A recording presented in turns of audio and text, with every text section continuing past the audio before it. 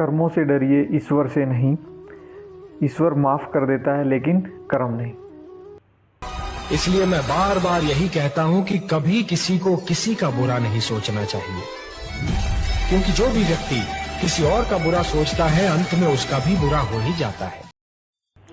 जय श्री कृष्णा, राधे राधे, हर हर महादेव। भगवत गीता अध्याय 18 के अभी तक हमने 50 श्लोक कंप्लीट किए हैं। 50 श्लोक में भगवान श्री कृष्ण अर्जुन को बता रहे हैं कि स्वयं धर्म के कार्य में लगकर कैसे मनुष्य, कैसे जीव अपनी परम सिद्ध अवस्था को प्राप्त कर सकता है। आज हम श्लोक नंबर 51 से शुरुआत करेंगे, जिसमें भगवान श्री कृष्ण अर्जुन से बताते हैं कि बुद्धिया विश्वदया युक्तो धर्यात मान नियमन च शब्दादि विषयांत तस्य कत्वा राग द्वेषो विदुष्य च।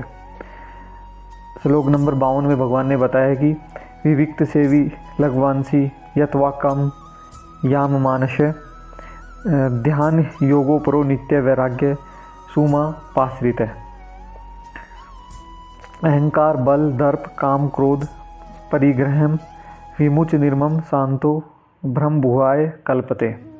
कि भगवान ने बताया कि अपनी बुद्धि से शुद्ध होकर तथा धैर्य पूर्वक मन को वश में करते हुए इंद्रिय तृप्ति के विषय को का त्याग कर राग तथा द्वेष से मुक्त होकर जो व्यक्ति एकांत स्थान में वास करता है, जो थोड़ा खाता है और जो अपने शरीर मन तथा वाणी को वश में रखता है, जो सदैव समाधि में रहता है तथा पूर्णतः विरक्त, मिथ्या अहंकार, मिथ्या शक्ति, मिथ्या गर्व, काम क्रोध तथा भौतिक वस्तुओं के संग्रह से मुक्त है, जो मिथ्या स्वामित्व की भावना से रहित है तथा शांत है, वह निश्चय ही आत्म साक्षात्कार के पद को प्राप्त कर लेता है। जो व्यक्ति इन सब से मुक्त है वो निश्चय ही आत्म साक्षात्कार के पद को प्राप्त कर लेता है। भगवान ने बताया कि जो इस प्रकार जो दिव्य पद पर स्थित है वह तुरंत परम ब्रह्म का अनुभव करता है और पूर्णतः प्रसन्न हो जाता है। वह न तो कभी शोक करता है न किसी वस्तु की कामना करता है। वह प्रत्येक जीव पर संभाव रखता है, यानी कि उसके लिए सब जीव एक समान है, सारी परिस्थितियाँ एक समान है। उस अवस्था में वह मेरी शुद्ध भक्ति को प्राप्त करता है। जब मनुष्य की ऐसी व्यवस्था या जीव की ऐसी अवस्था हो जाती है तो वो शुद्ध भक्ति प्राप्त कर लेता है। केवल भक्ति से मुझ भगवान को यथारूप में जाना जा सकता है। जब मनुष्य ऐसी भक्ति से पूर्ण भावनामृत में होता है तो वह वैकुंठ जगत में प्रवेश कर सकता है। यानी भगवान कह रहे हैं कि सिर्फ भक्ति के माध्यम से उनको जाना जा सकता है और वैकुंठ जगत में प्रवेश कर सकता है भक्ति के माध्यम से जीव, क्योंकि प्रत्येक जीव परमेश्वर का अंश है। अतएव उसकी स्वाभाविक स्थिति सेवा करने की है। सेवा करने की मतलब भगवान की भक्ति करने की है। मुक्ति के बाद वह सेवा कभी रुकती नहीं है। वास्तविक मुक्ति तो देहात्म बुद्धि की भ्रांत धारणा से मुक्त होना है।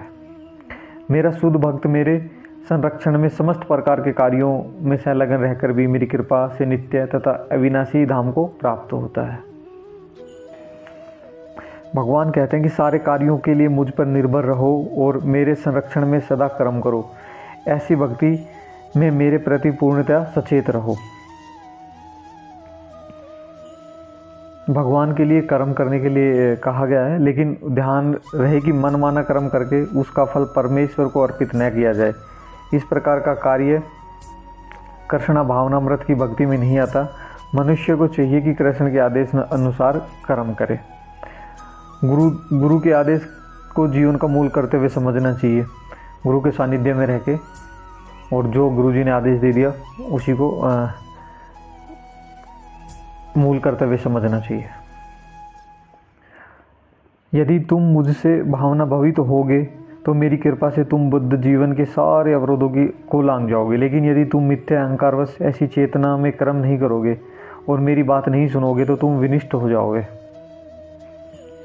भगवान कहते हैं कि मेरे में भावना भवित होकर तुम अर्जुन कर्म करो, क्योंकि जो व्यक्ति कृष्ण भावना अमृत में कर्म करता है वह भगवान कृष्ण उसके घनिष्ठ मित्र बन जाते हैं और वे सदैव अपने मित्र की सुविधाओं का ध्यान रखते हैं।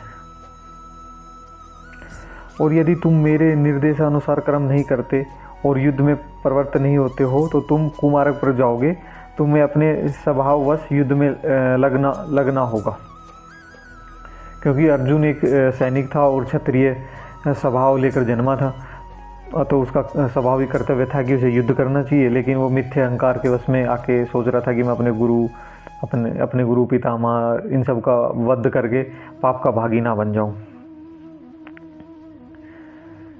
वो अपने आप को कर्ता समझ रहा था, सभी कर्मों का स्वामी अर्जुन अपने आप को सभी कर्मों का स्वामी समझ रहा था। वो भूल गए थे कि साक्षात भगवान उनको यहाँ पर आदेश दे रहे हैं कि तुम युद्ध करो।